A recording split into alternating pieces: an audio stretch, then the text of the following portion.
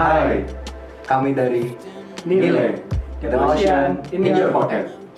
Nilai merupakan aplikasi yang akan membantu para pecinta ikan dalam merawat ikan mereka. Berikut merupakan penjelasan aplikasi kami. Halo, perkenalkan saya Akmal Yorsiki, NIM 182200338. Di tim ini saya berperan sebagai hipster, yaitu orang yang bertanggung jawab pada desain aplikasi. Sebelum kita masuk ke penjelasan aplikasi, alangkah baiknya kita mengetahui alasan kenapa aplikasi dibuat. Kita masuk ke justifikasi proyek. Yang pertama, pertumbuhan industri perikanan. Data menunjukkan bahwa data pemilik ikan mengalami kenaikan yang cukup signifikan. Hal ini menjadi potensi yang baik bagi tim kami. Yang kedua adalah meningkatkan kesehatan ikan. Dengan fitur informasi ikan, maka pemilik bisa lebih pintar dalam merawat ikan. Yang ketiga adalah pengurangan risiko dan kerugian. Deteksi dini pada penyakit ikan juga dapat mengurangi risiko kematian ikan. Yang keempat adalah kemajuan teknologi. Tim kami melihat perkembangan teknologi aplikasi mobile sehingga kami memanfaatkannya sebagai produk utama Nilai. Yang kelima adalah peningkatan pengetahuan dan keahlian. Halo, perkenalkan nama saya Muhammad Zaki Dwi Putranto, NIM 1822028. Pada aplikasi Nilai ini, saya memiliki peran sebagai seorang hustler. Di sini saya akan menjelaskan fitur yang akan dibawakan pada aplikasi Nilai. Pada rancangan yang kami buat, Nilai akan memiliki 9 fitur dengan 6 fitur yang dapat digunakan oleh seluruh pengguna aplikasi Nilai dan 3 fitur tambahan yang hanya dapat diakses oleh pengguna premium. Dalam pengembangan aplikasi ini, kami akan mengimplementasikan 7 fitur. Fitur yang pertama adalah fitur pencarian ikan. Dengan fitur ini, pengguna dapat melakukan pencarian jenis-jenis ikan yang tersedia di aplikasi Nilai. Fitur kedua adalah informasi ikan. Dengan fitur ini, pengguna dapat melihat informasi detail dari ikan yang akan dicari. Fitur ketiga adalah menambahkan akuarium. Dengan fitur ini, pengguna dapat menambahkan data akuarium yang dimiliki pada aplikasi Nilai. Fitur yang keempat adalah menambahkan ikan. Dengan fitur ini, pengguna dapat menambahkan ikan peliharaan yang dimiliki pada akuarium yang telah ditambahkan pada aplikasi Nilai. Fitur kelima adalah notifikasi pemberian makan ikan. Dengan fitur ini, pengguna dapat mengatur notifikasi jadwal pemberian makan ikan pada akuarium yang diinginkan. Fitur keenam adalah informasi akun. Dengan fitur ini, pengguna dapat melihat detail informasi akun yang dimiliki untuk mengakses aplikasi Nilai. Fitur terakhir adalah fitur chatbot. Dengan fitur ini, pengguna dapat mengirimkan pertanyaan-pertanyaan yang nantinya akan dijawab oleh fitur chatbot. Selain ketujuh fitur tersebut, aplikasi Nilai yang kami kembangkan juga memiliki fitur login dan register, sehingga pengguna yang akan menggunakan aplikasi Nilai akan diminta untuk melakukan register akun, dan nantinya untuk login aplikasi Nilai akan melakukan autentifikasi akun pengguna dengan pengguna memasukkan email maupun username yang dimiliki. Kita masuk ke project plan.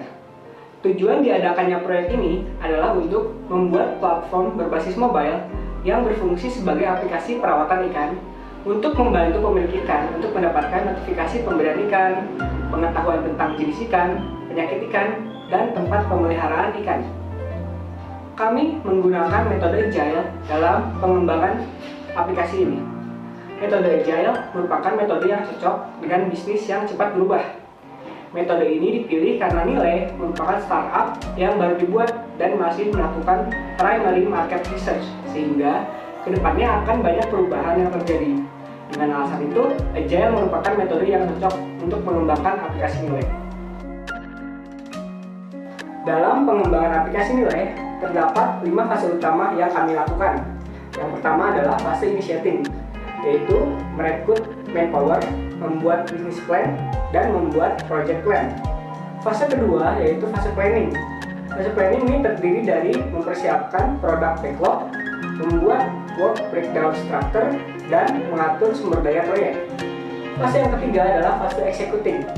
Fase executing terdiri dari 6 sprint utama. Yang pertama adalah pengimplementasian fitur autentikasi.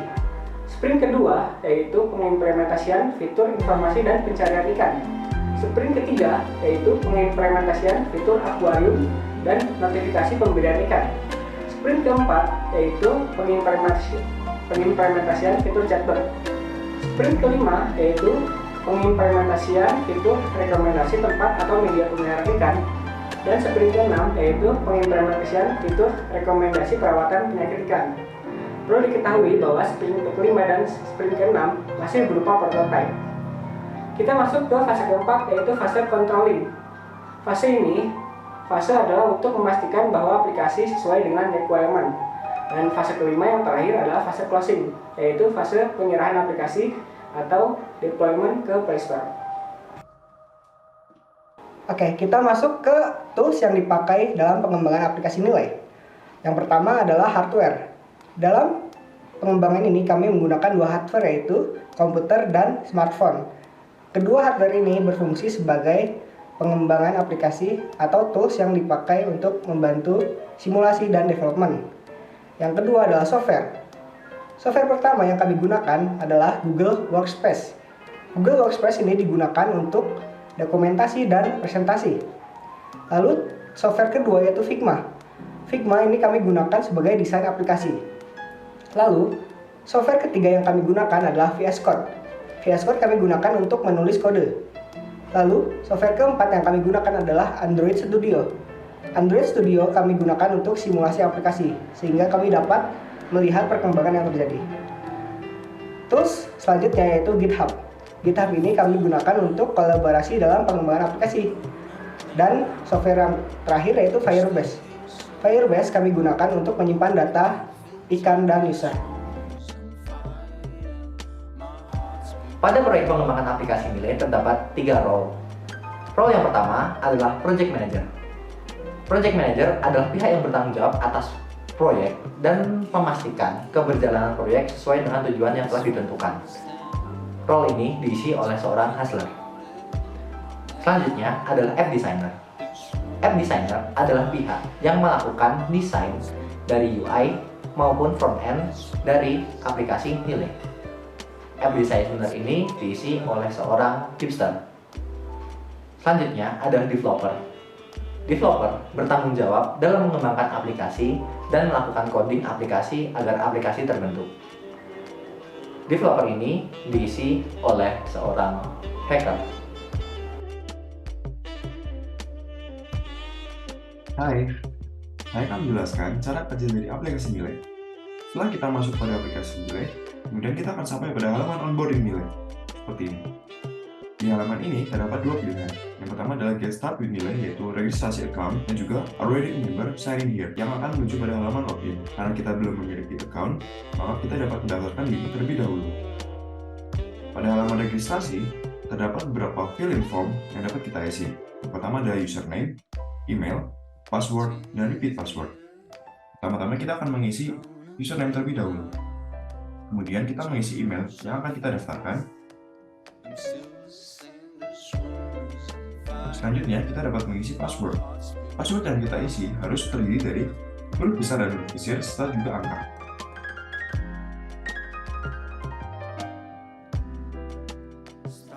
Jangan lupa untuk menyesuaikan fill-in form dengan bentuk yang diterima, yaitu seperti email mengikuti domain email yang dimiliki. Dalam kasus ini saya menggunakan gmail.com. Nah, setelah semuanya sesuai, kita dapat mengklik tombol register untuk mendaftarkan account. Nah, ketika berhasil dan account belum didaftarkan, kita akan menuju ke halaman konfirmasi email. Pada halaman ini terdapat informasi bahwa kita harus membuka email kita dan klik tautan verifikasi untuk menyelesaikan proses pendaftaran. Oleh karena itu, saya akan menuju pada halaman email. Saya mendapatkan email verifikasi. Setelah mengklik tautan verifikasi yang dikirimkan, kita dapatkan informasi bahwa email kita telah berhasil diverifikasi. Oleh karena itu, kita sudah dapat melakukan login berdasarkan akun yang telah kita daftarkan sebelumnya. Nah, dari halaman konfirmasi email, kita langsung saja mengklik kembali ke halaman login. Nah, di sini kita dapat login dengan memasukkan email yang sudah kita daftarkan sebelumnya dan juga password yang telah kita isi sebelumnya. Oke, jika sudah sesuai dengan kredensial yang kita isi, maka kita dapat menekan tombol sign in untuk masuk ke aplikasi. Nah, setelah berhasil, ini adalah halaman utama dari aplikasi nilai.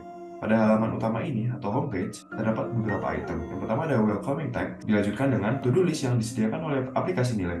To-do list ini secara default adalah sebuah carousel yang memiliki item-item, yaitu adalah tas-tas yang harus kita lakukan selama 1 minggu. Tas-tas ini akan terupdate secara otomatis ketika kita telah mendapatkan akuarium yang harus kita gunakan. Kita di sini dapat menambahkan item tas berdasarkan waktu dengan menekan tombol plus di bagian bawah dari carousel to do. Jika kita menekan tombol plus, maka kita dapat memasukkan nama tas. Nah, saya mengisikan nama tas ini membeli akuarium pada pukul 10 pagi atau 10.00. Setelah itu, kita dapat menambahkan dengan menekan tombol tambah. Nah, to-do list tersebut akan langsung terdaftar pada hari Minggu.